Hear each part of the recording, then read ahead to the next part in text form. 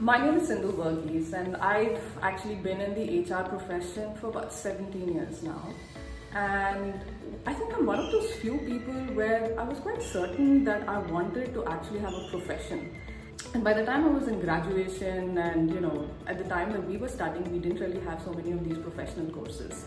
Very few of them, and I was a commerce graduate, and I was thinking, what am I going to do with myself? And a lot of them talked about going into teaching and a few other career aspects, and I said, no, I think I want to do a management degree. And then I started reading a book on organization behavior, and that was my calling. And I said, okay, this is exactly what I want to do. I want to study HR. Up until that time, I had not realized that there was a subject called human resources, and it wasn't a very popular subject for a lot of people to pick. I think it was reasonably popular for women.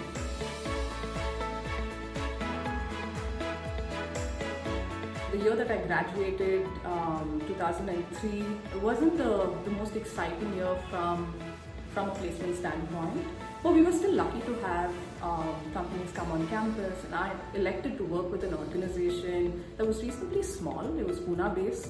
It was a German multinational. They used to make overhead traveling cranes. From there, I transitioned to a fairly large corporate. So you go from a 60 people organization to almost an 80 to 90,000 people organization. And I made a change in sectors. So I went from being a generalist HR to actually being in a specialist function in hiring. And in that hiring portfolio, we were looking at executing large programs. So again, I think the shift was from being an individual contributor to maybe running a team, running expectations of other people. The next leadership role took me out of the country. So the next shift that I made in my profession was to move cultural context, or to move the ability to influence a very different kind of workforce, one that I had not grown up in. That environment was not familiar to me. So the next shift for me was being in Singapore and leading a reasonably big workforce across 7 countries. And the start point again here for me is nobody really came and told me that these are your 7 country regulations and this is your standard operating procedure, and here you go, this is how you get started step by step. Here again comes that whole element of I am testing your learning agility. I am testing your ability to adapt. And as long as you have these 2 elements, are you making the right impact in the organization? Are you picking the right causes? Are you championing the right effort as a corporate, right? And as a leader, it also then gives you this element where, I moved from actually managing a fairly big team into almost being an individual contributor in this role, though handling a very big portfolio. So the shift here we're making is from being a leader or a manager who has a team to being an influencer. How do you get the job done when you really don't have direct control over a certain set of people? How do you still get your agenda fulfilled when all you have to do is actually get people on board with your plans? So these were some of the elements that my next role in Singapore actually brought about. And the combination of actually looking at a very different way of doing work, where though you did realize that there was a work-life kind of a context, I think in the kind of organizations we started off and in the life journey that those organizations were in, and this was that huge growth spurt, there was a lot of work. And given the energy levels when you come out of campus, you're actually tuned to doing that kind of work all the time. You're okay to put in the long hours. There's no time when you end work and then you start your life. Your work is your life. And then you come to a country like this and you recognize that, there's so much more beyond the work that you do. Of course, work is important, but what is that addition that you bring to your personality or to your life or to your journey, which goes beyond your scope of work? And that's also the time when I started trying my hand at learning to play a sport, trying to meet people that were out of my work environment, and to get to understand the society that I was living in. It was a great journey, really, because when I went to Singapore at that point in time, I think I was a little underprepared for being out of the country. I had just got my passport around then, and it just turned out that I'd applied for this position and I had made it. And I went to the country so underprepared because I was still working on an assignment in India. And within 2 days, I got my transfer orders saying, okay, in 2 days you travel to Singapore. I took up an opportunity with a business process outsourcing and transformation organization. This was a company that was leading in the space. It was an Indian multinational that was listed in the US. And this organization leveraged heavily not only on my experience in that part of the world, but also started giving me opportunities to work through global portfolios in engagement. So I used to actually work with a business unit that was approximately about 4,500 people world over. After having spent approximately about 13 odd years in technology or technology-enabled organizations, I decided to make the next switch from an industry standpoint. I was very conscious because I elected to be either in healthcare or pharmaceuticals.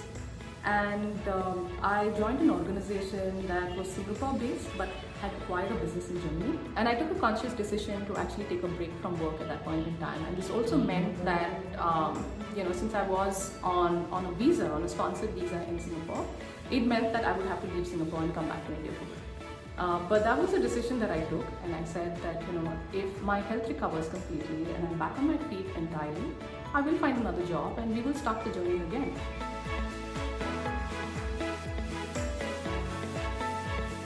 If we look at COVID and what it's brought to our doorstep, I think it's challenged a lot of how we do work. In the industry that I'm in right now, which is in diagnostics, I think a lot of work gets done by actually going to a customer location. We do have a call center. We do encourage our clients to actually call in and try and troubleshoot remotely, but it's not the first port of call. I think a lot of customers are very uncomfortable doing that. So to change that conversation, I think took something like a COVID for people to realize that they could actually do a few things themselves. Earlier, the resistance that you saw has come down quite significantly. Now, if you're going to ask me, is this trend going to continue? I don't know, because once things become normal, I think the expectation is going to be that they prefer to see people at the client side. Working from home is not necessarily about 9 to 5. The hours are very long. I think a lot of us experience this not only in this industry but in pretty much every organization. Somehow the hours of work started increasing quite significantly. The second element is heavy reliance on technology. I think a lot of meetings started happening online.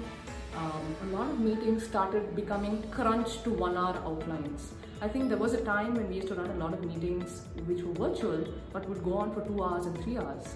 And we started realizing as we started doing this more regularly that the attention span beyond an hour pretty much is average or starts dropping very significantly. So it forced us to also see how we really run these meetings. I think we as a business spent a lot of time also recognizing that the shift not only had to happen in the way we did work, but it had to happen in the way we think. In the way we think not only about ourselves and our work, but also about other people that we're interacting with. The learning from this organization is remote working is absolutely possible. As long as you're serious about the work you need to get done, you can get it done from anywhere. What's going to change for us is, I think, the acceptance of virtual engagement, the acceptance of remote working is going to change. We may not have a 5-day work from home, but I think a lot of organizations are going to be okay with people coming in maybe 2 days a week or 3 days a week and still be productive and efficient. The trust element has gone up. When a lot of questions get asked on whether this is going to be the new normal, I think it's anybody's guess. Time will tell. So there were a few things that I think we adapted as we went along, depending on how the situation really unfolded and how the lockdowns got extended time and again. But I think it worked very well as a business. I think we forged a certain bond which we may not have otherwise done had it not been for these circumstances. So in every challenge, there's also an opportunity.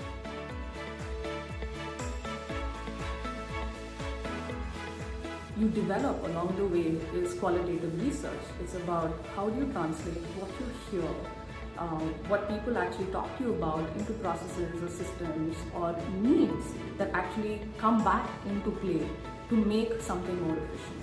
What I learned in that process is The first thing is, I think people expect that literally anybody from any walk of life can do work. You can learn work. So the primary element that they're going to test you for is adaptability and learning agility. For a lot of women leaders, it also comes from other women. And I'm not saying that it's restricted to women, right? But you kind of relate a little more to their experiences because you kind of feel that y'all are kind of similar. When we talk about professional journeys, I think a lot of who we are as professionals are also who we are as people. It's the journeys that we also make as people. It's the trust that we place in the environment and in the world around us. I think the one thing that top of the mind for me is to stay the course. It is not a very smooth, easy journey. I mean, there are going to be ups and downs like everything else in life. So first things first, be kind to yourself. There are going to be days where you knock the ball out of the park. And there are going to be days when you're really going to feel bad about certain outcomes that come about. Right? I think you need to recognize the fact that while we influence and while we do the best that we do, there's also this element which is a little beyond our control sometimes. There's also this element of learning that comes about, right? So even in your leadership journey, you are learning. Sometimes the best way to have the best outcomes is actually dig deeper. You go within, you become stronger with every decision you make. Sometimes with every unsuccessful outcome, it actually teaches you a thing or two, which is a lesson for life. And if at any point in time, something really didn't go right, or you recognize that it could have been done differently, that it could have been an error that you have the ability to correct at this point in time, accept it.